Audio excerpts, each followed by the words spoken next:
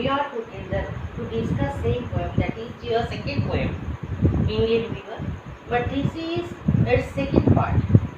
In first part, we have seen its meaning, outer meaning and inner meaning. Okay. या व्हिडिओमध्ये तुम्हाला त्याचे important places बघायचे आहेत to write accurate answers of the question और to solve the questions. अगदी एक्झामिनेशनच्या दृष्टिकोनातून महत्त्वाचं जे आहे ते पाहून झाला. पहिल्यांदा फिगर ऑफ स्पीचेस बघून घेऊ सगळ्यात ज्या काही आहे. The simile, metaphor and repetition, these three figure of speeches they are all very important. इथे त्या तीन महत्त्वाच्या फिगर ऑफ स्पीचेस आहेत ज्या की खूप महत्त्वाच्या आहेत. You know what is mean by simile? Simile is a direct comparison. Direct comparison असते. मेटाफॉर सुद्धा सिमिली सारखी कंपॅरिझनचीच ती पण फिगर ऑफ स्पीच आहे. दोन्ही कंपॅरिझन वाल्याच आहे. Both are of comparison. Simile also and metaphor also. But simile is direct comparison and metaphor is indirect comparison. What is difference between two? In simile, writer uses ते काय वापरते as or like to compare two things. Simile मध्ये writer नेहमी किंवा poet नेहमी किंवा poetess नेहमी like वापरेल कंपेअर करण्यासाठी, तिच्यासारखा असं सांगण्यासाठी. तर जिथे तुम्हाला ॲज मिळतो किंवा जिथे तुम्हाला लाईक मिळतो that is example of simile. To compare two things, दोन गोष्टी कम्पेअर करण्यासाठी. समजा रायटरने यूज केला असेल, ॲज यूज केला असेल किंवा like. Now here blue has been of her born white. इथे ती काय म्हणून राहिली? ब्लू. म्हणजे त्या रंगाचं किंवा त्या कापडाच्या रंगाची ती जी कंपॅरिझन आहे या पक्षाच्या फिगर सोबत केलेली. This is an example of simile. ही simile this is very easy figure of speech. काहीही त्यामध्ये कठीण नाही. Not difficult to understand and not difficult for explanation. सिम्पलच आहे सिमिली आहे ते. आता पुष्कळ प्रत्येक वेळी तुम्हाला इथे पुन्हा तशीच comparison you will get here. In last stanza mean in those stanza white as a feather. पुन्हा तुम्हाला you will get simile here. हे सगळे एक्झाम्पल सिमिलीचे झाले या याच्यामधले. त्याच्यानंतर मेटाफॉर तुम्हाला आधीच सांगितलं that is also the figure of speech of comparison. But that is not direct comparison. It's an indirect comparison. Okay. Means writer does not use like or as. Writer तिथे like वापरत नाही किंवा as वापरत नाही. You have to understand that figure of speech. ती figure of speech तुम्हाला समजावी लागते. तुम्हाला त्याचा मीनिंग बघितल्यानंतर हळूहळू वाटायला लागतं की अरे ही सुद्धा कंपॅरिझन आहे. पण रायटर तिथे सरळ बोलत नाही. That is not direct comparison. आता फॉर एक्झाम्पल इथे इंडियन रिव्हर और you can say river means a God. आणि जे काही सगळं इथे तिन्ही प्रकारचा जो वेळ दिला that is a time of your life. रंग दिले it also indicates the colours of life और टाइम ऑफ लाईफ. ही सगळी कंपॅरिझन ही झाली that is metaphorical. He metaphor झाली. तर सिमिली अशी पुष्कळ ठिकाणी तुम्हाला दिसते. पूर्ण पोयम मध्ये जर विचारली तर it is metaphorical poem. Metaphor ठीक आहे, कंपॅरिझन आहे, इनडायरेक्ट कंपॅरिझन आहे. ओके. नेक्स्ट इज बघा we were weaving at a break of day. W दिसतोय रिपिटेशनच्या पुन्हा दोन. यू नो म्हणजे फिगर ऑफ स्पीचेस समजून घेताना ना या गोष्टीकडे स्पेशली लक्षच द्यायचं की कंपॅरिझनच्या किती शब्द जर रिपीट होत असेल किंवा साऊंड रिपीट होत असेल तर त्याच्यामध्ये what is difference between that. त्याच्यामध्ये काय फरक आहे. द रिपिटेशनच्या तुम्हाला figure of speeches if whole word is repeated that is repetition आणि if only consonantal sound is repeated that is तुम्हाला सांगितलं होतं की अलिटरेशन. आता इथे बघा डब्ल्यू रिपीट होत आहे. W it is repeated. First letter repeat होऊन राहिलं त्याचं. डब्ल्यू डब्ल्यू दिसत आहे, पुष्कळ ठिकाणी तुम्हाला दिसेल तशा प्रकारचं. इथे सुद्धा डब्ल्यू डब्ल्यू, इथे बघा वी व्यू आहे की नाही. So these are the example of alliteration. alliteration इथे दिसते बेटा तुम्हाला. alliteration खूप ठिकाणी you will get examples of alliteration. खूप ठिकाणी तुम्हाला दिसेल. You have to find out all the examples. स्वतःहून तुम्हाला सगळे एक्झाम्पल्स त्याचे फाइंड आउट करायचे, स्वतःहून काढायचे. पुष्कळ सारे एक्झाम्पल्स आहेत. So this is alliteration. ही पण तिथे पुष्कळ ठिकाणी आहे. त्याच्यानंतर रिपीटेशन दिसतेच. समजा एखादा शब्द पूर्णपणे रिपीट होत असेल तर दॅट इज रिपीटेशन. ती रिपीटेशन होते. तुम्ही काढू शकता, इथे काढायची ती. जर पूर्ण शब्द रिपीट होत असेल का, रिपीट होतो वाटते का ते बघायचं. तर these are all the figure of speeches. या सगळ्या फिगर ऑफ स्पीचेस इथे आहेत. मागच्या वेळी एक मी तुम्हाला क्लायमॅक्स सांगितली होती, आठवत असेल. Climax means ascending order of the ideas. आयडियाचा असेंडिंग ऑर्डर, चढता क्रम, चढून राहिला. आता इथे climax is not present in line.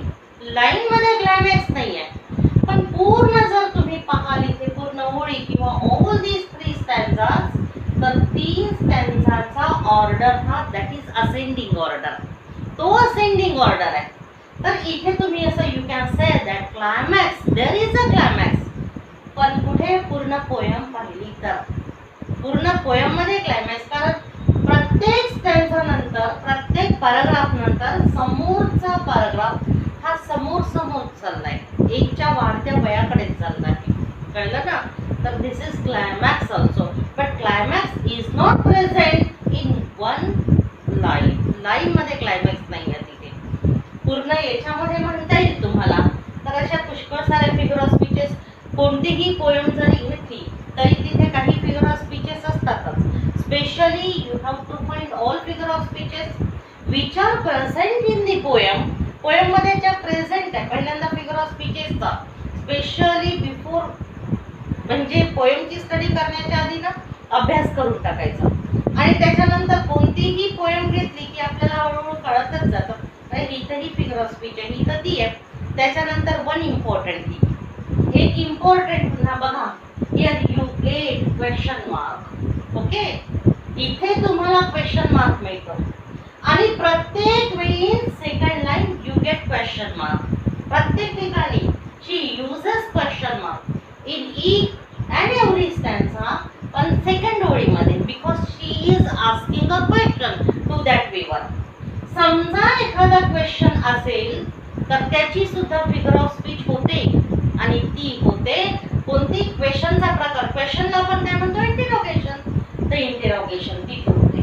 Okay, interrogative sentence जर असेल तर इंट्रोगेशन. समजा क्वेश्चन मार्क नसेल आणि एक्सक्लेमेटरी असेल तर एक्सक्लेमेशन आपण म्हणतो. फिगर ऑफ स्पीचेस म्हणजे काय, तर त्या वाक्याच्या प्रकार, अर्थाने, ग्रॅमॅटिकल फॉर्मेशननी सुद्धा किंवा वेगवेगळ्या पद्धतीने जिथे अलंकार किंवा जिथे डेकोरेशन होऊन राहिलं किंवा वेगवेगळे प्रकार यूज होऊन राहिले त्याला फिगर ऑफ स्पीचेस असं म्हणतात. तर these are all the important figure of speeches of this poem. या पोयमच्या ह्या सगळ्या इम्पॉर्टंट फिगर ऑफ स्पीचेस झाल्या. याच्यानंतर काही असेल तर तुम्हाला त्या बघाव्या लागतील. नंतर एका महत्त्वाच्या गोष्टीकडे आपण येणार आहोत. फिगर ऑफ स्पीचेस या बघून घ्यायच्या. त्याच्यानंतर लक्षात घ्या, rhyme scheme. Rhyme scheme, rhyming words तुमचे जवळपास अप टू 10 स्टँडर्ड ते कंप्लीट झालेले असतात. आणि तुम्हाला सगळ्यांना 7वी 8वी मध्ये राईम वर्ड्स येतातच. आता for example, day gate, wild child. These are 2 pairs of rhyming words. Okay, if rhyme scheme is asked, rhyme scheme जर तुम्हाला विचारली तर माहिती जरी असेल तरी लक्ष द्या. कारण काही स्टुडंट्सला याविषयी कदाचित होऊ शकते की this is new for them, त्यांच्यासाठी नवीन असेल. कोणतीही ओळ असेल, याचा व्हॉट इज टेक्निक, याचा टेक्निक काय आहे. तर पहिल्या ओळीला आपण ए देऊन टाकला. Why, because your alphabet starts from A B. A पासून सुरू होऊन राहिले. A B C D E F चालले alphabet. A B C D आपण ज्याला म्हणतो ए बी सी डी. मग आता जी राईम स्कीम विचारतात दॅट कशासाठी विचारले जाते तर ती नेहमी स्टॅन्झासाठी विचारली जाते. जवळपास एक स्टॅन्झा त्यांनी दिलेला असतो, कोणताही पहिला किंवा दुसरा म्हणतील and write rhyme scheme of this stanza असा क्वेश्चन असू शकेल. मग आपण पहिल्याला मनातल्या मनात हे द्यायचं, असं करायचं नाहीये की ओळी लिहायच्या नाहीये. तर हा ए कोणताही जरी एंड असेल तरी त्याला आपण एच देऊ, कारण की आपला अल्फाबेट म्हणजे एबीसीडी आपली ए पासून सुरू झाली. आता त्याच्यानंतर तशाच प्रकारचं बीच प्रोनाउन्सिएशन आहे. ही राईम स्कीम पूर्णपणे डिपेंड्स ऑन प्रोनाउन्सिएशन असते. कळला? फक्त spelling sheet it is not related only with spelling, related with pronunciation. उच्चार करून बघायचा. से डे गे, तसं से असतं तर तो इथेच ए आला शेवटी, म्हणून ए जसा इथे होता इथे सुद्धा तुम्ही यूज कराल ए. छोटा वापरता त्याला असं वापरलं जातं ए ए.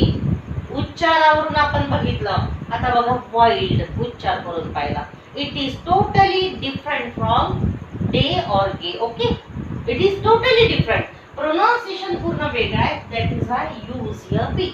नेक्स्ट अल्फाबेट आपण तिथे वापरला. Child, wild child, wild child, म्हणून हा कसा आहे वाईल्ड सारखा. तर इथे आपण बी हे लिहायचं नाही.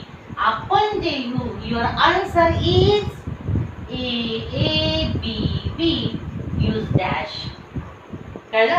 दिस is your answer. Rhyme scheme of the fourth stanza is A A B B. A A B B प्रत्येक वेळी सारखी नसते, वेगवेगळी असते. आता इथे बा night bright A A, green queen B बी.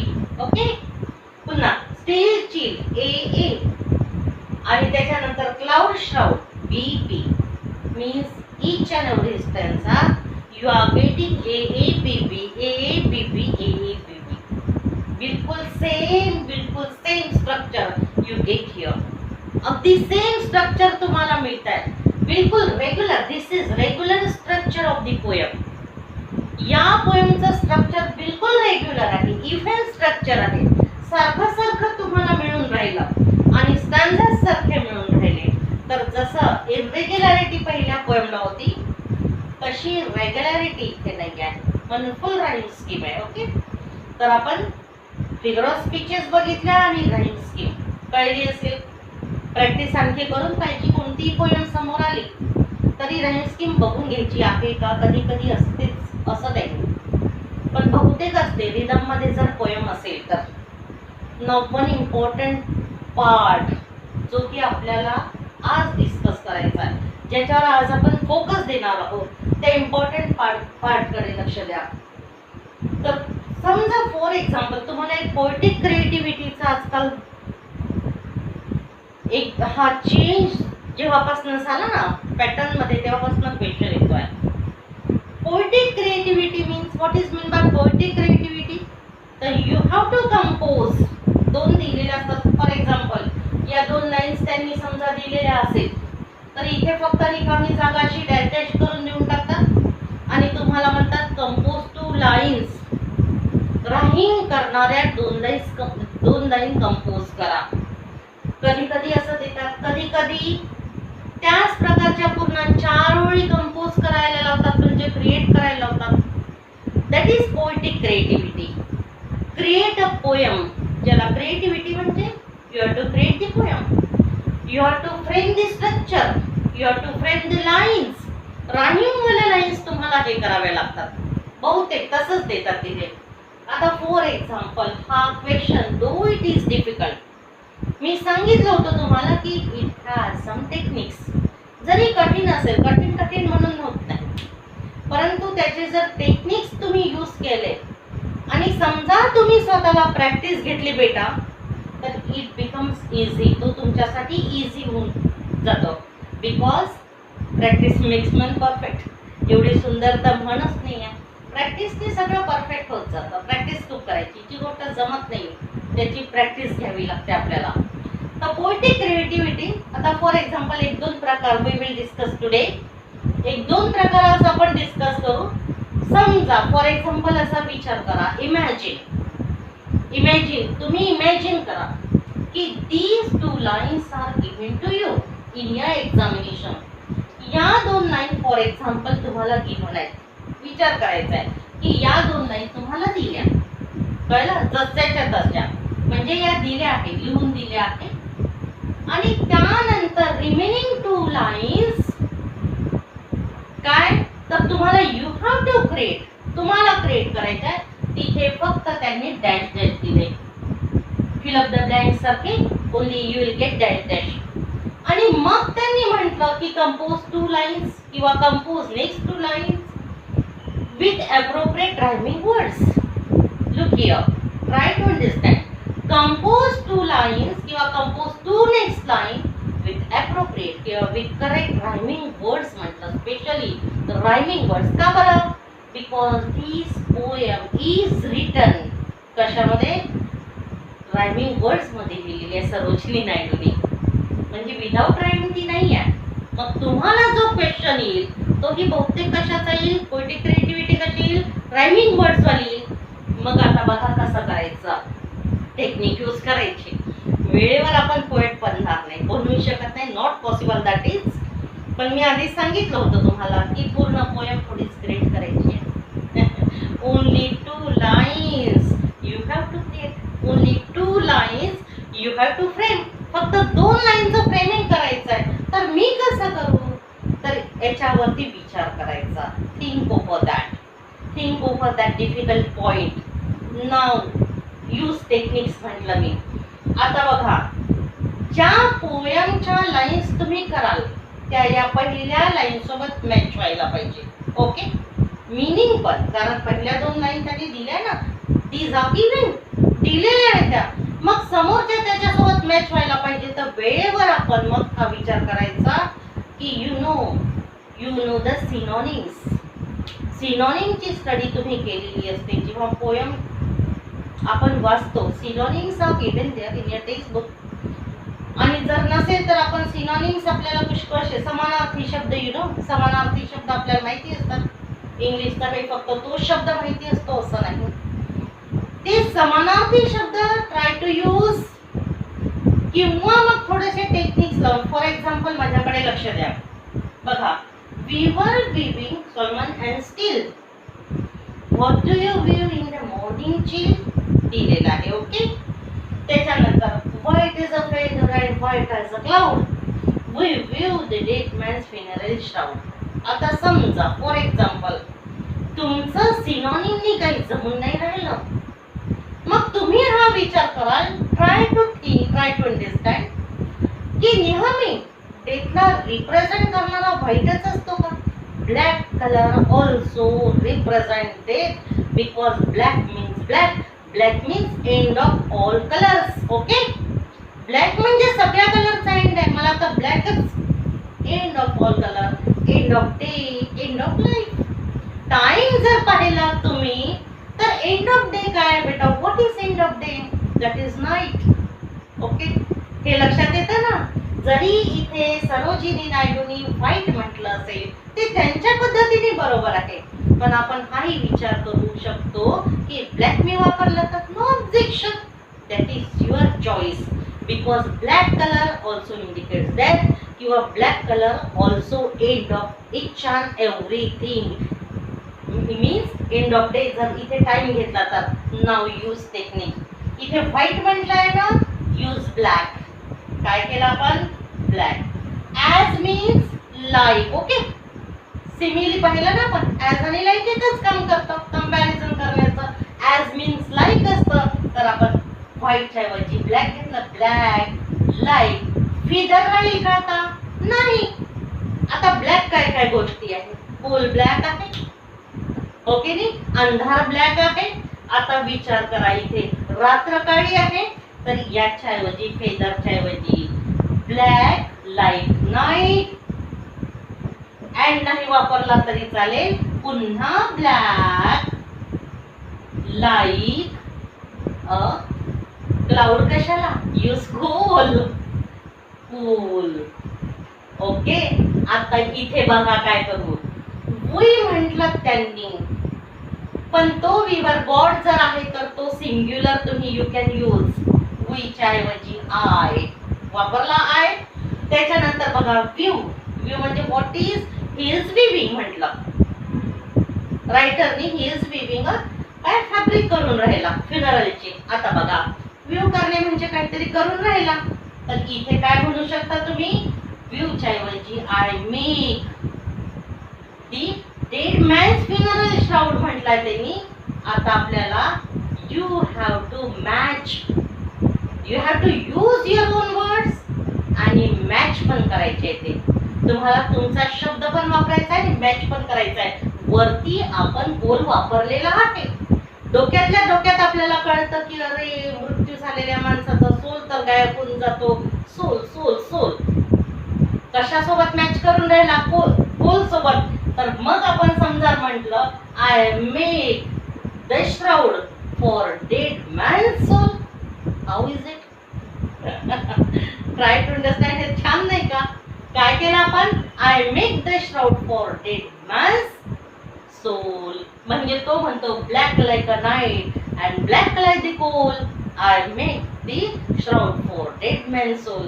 म्हणजे मी काळं काळं विणून राहिलो वस्त्र. कशासारखं काळं विणून राहिलो तर कोळशासारखं काळं किंवा रात्रीसारखं काळं. बघा बघा means you have a power of creation. तुमच्याजवळ सुद्धा पॉवर ऑफ क्रिएशन आहे. Use that power. ओके, तो पॉवर यूज करायचा. Use techniques. टेक्निक्स यूज करायचे. पोएटिक क्रिएटिव्हिटी मध्ये तुमचा इमॅजिनेटिव्ह पॉवर तर तुम्हाला पाहिजेच, पण टेक्निक्स टेक्निक्स मला तर असं वाटतं की that is very important to understand how to use techniques. and there are so many techniques, various techniques you have. Use that as per its demand. त्याच्या डिमांड नुसार ते वापरत जायचे. मग आपण black like a night, black like a coal. बघा किती सुंदर. I make a shroud for dead man soul. मी तो म्हणून राहिला जणू काही विवर की मी तर काय केलं वस्त्र निर्माण केलं मेलेल्या मृत्यू झालेल्या माणसाच्या सोलसाठी. सोलसाठी म्हणजे त्याच्या सोल माहिती आहे, यू नो, आत्मा. हो की नाही? तर असा जर तो म्हणत असेल तर these two lines are as powerful as the given lines. You will get your full marks. म्हणजे खूप सुंदर पद्धतीने तुम्ही त्याची क्रिएटिव्हिटी ही केली आहे. अशा पद्धतीचा this is also type of giving question and this is your type of writing answer. Techniques of writing answer. Otherwise समजा असा जर येत नसेल तर सिनॉनिम वापरून सुद्धा. मग सिनॉनिम खूप करून ठेवायचे समानार्थी शब्द आणि नसेलच मग वेळेवर जमत तर समानार्थी शब्द यूज करून करण्याचा थोडासा प्रयत्न करायचा याला. ओके, हे कळलं असेल तुम्हाला. हे नेहमी असंच येईल असं नाही की पहिल्या 2 लाईन देतील आणि नंतरच्या तुम्हाला यू हॅव टू क्रिएट असंच राहणार असं नाही.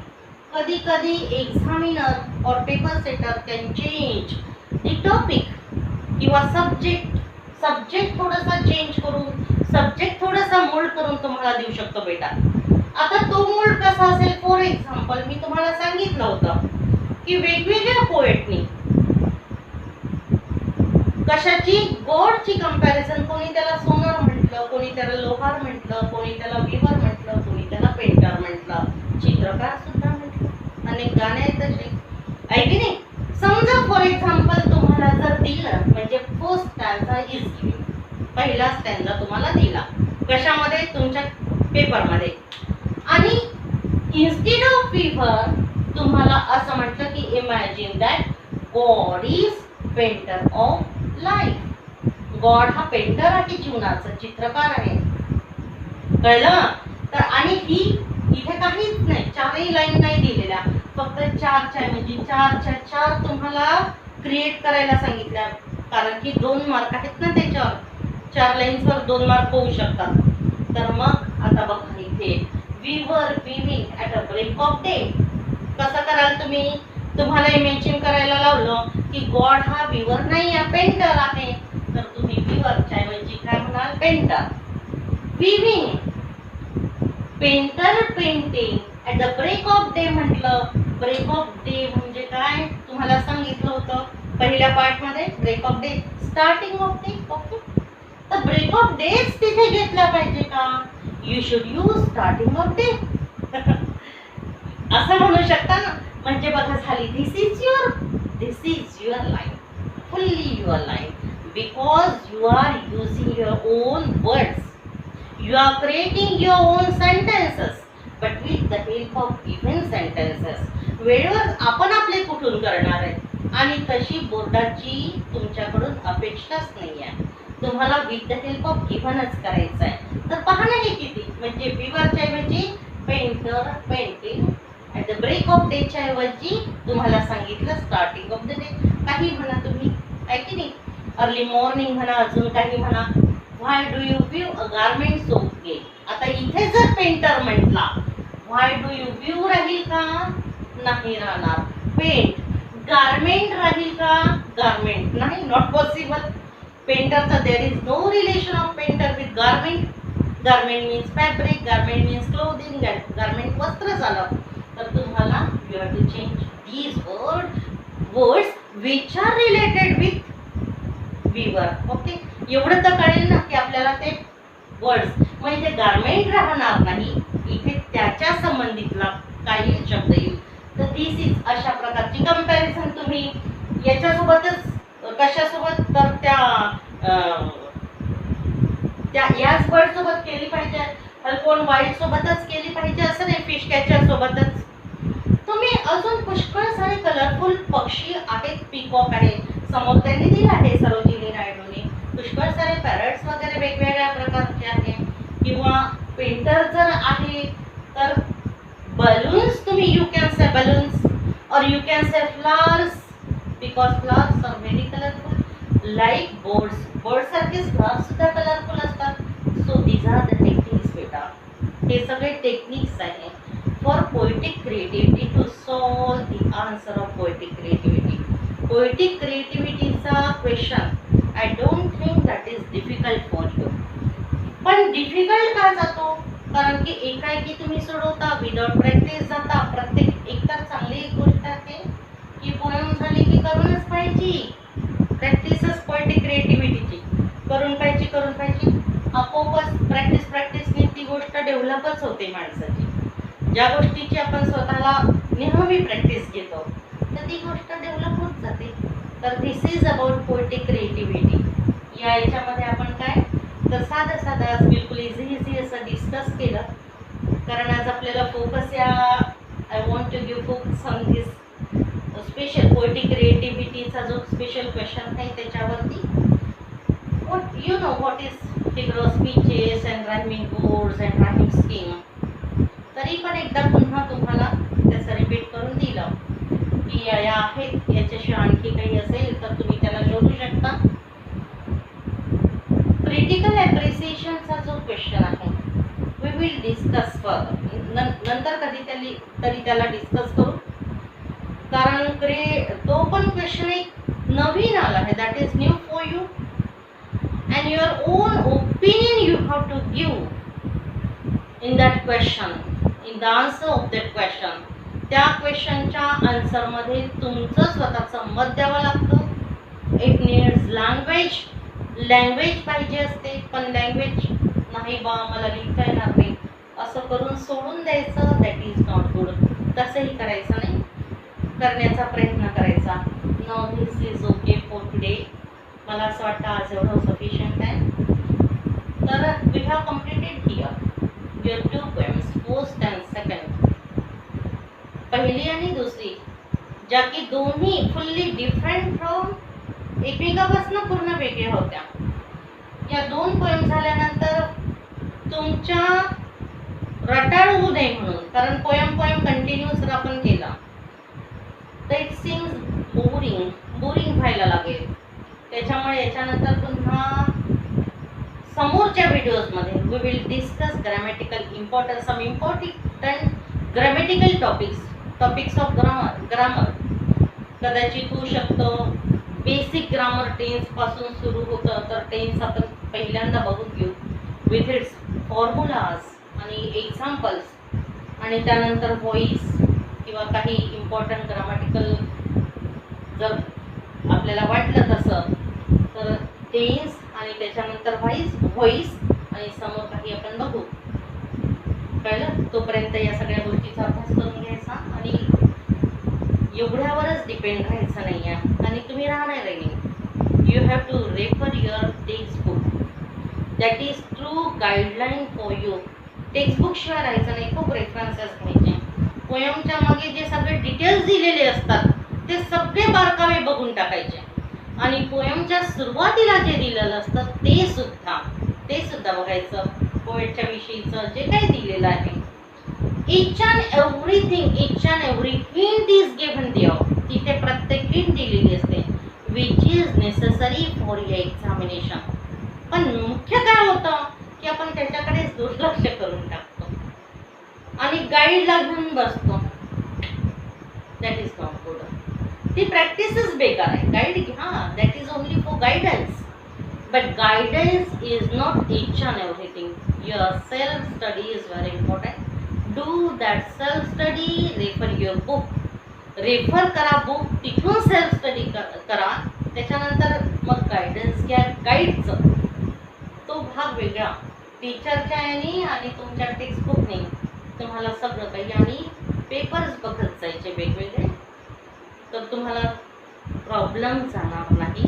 सगळं काही इझी वाटेल तुम्हाला. थँक्यू.